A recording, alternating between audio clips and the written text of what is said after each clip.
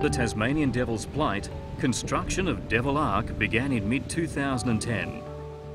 Up to 20 men worked tirelessly, living rough in the mighty Barrington Tops, which sits at an elevation of 1,400 metres. Extreme weather saw 60 inches of rain and progress was laborious. Huge free-range enclosures mean the Devils feel right at home.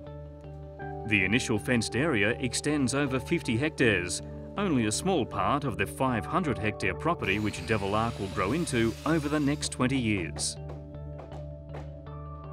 This is one of the free-range pens. This particular one is 2 hectares. This is cyclone fencing, 5 foot above ground.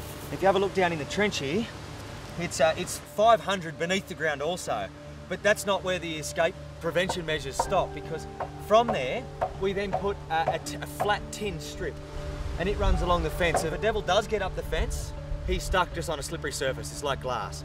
Also, once you get down to a point here, we have what's called an apron, and it's the same material and it comes out at 1.2 metres. Now what that means is devils, like most animals, will go to a corner and try and dig. So with this on the side and the ground, escape's impossible. Inside the yards, it's a whole different ballgame, because then it's all about making the devil happy. And our aim is to make it as naturalistic as possible, have suitable birthing sites for females. We're going to stock it with densities of devils that will mean that they are in a natural state, comfortable, mixed sex ratios and staggered age structures. I think that it just could not be better. Arrival day has finally come. Today sees the release of the first devils at Devil Ark. Called Founder Devils, they will be released into spacious, natural, free-range enclosures.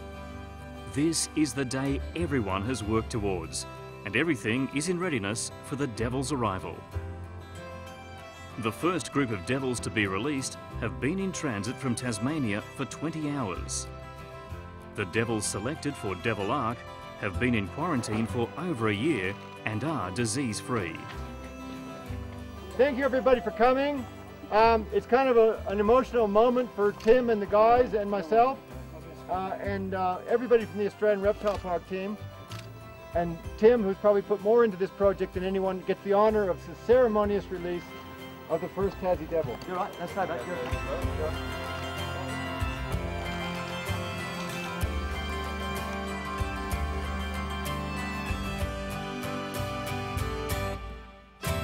We've just released the bulk of the devils now into the facility, so it's been an incredible day. I just can't wait. From this point on, we go back to zookeepers and we care for devils, and that's incredible. It's a month after the initial devil release. Stage 1 of the project is complete. The construction workers have all gone home, and now it's time for the keepers to look after the precious founders of the Ark. These are our devil traps, and the purpose of them is for us to be able to monitor the devils within the yard. And when we need to do things like treat the devils for worms or any external parasites, like if there were ticks or anything like that, we trap them, and we do this quarterly. Well, the pens here hold different densities of devils.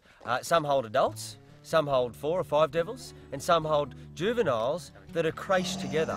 So these devils here are, in the wild, they would have left mum about 2 months ago. So that's the same thing we mirrored in captivity. Now at this point, we crache them together because for their social skills, like puppies and little kids, they develop and they learn how to be males, learn how to be males, females learn how to be females. The dominance battle, who's top dog. And so a yard like this is a developmental stage for these young devils, and then they'll go into their breeding facilities.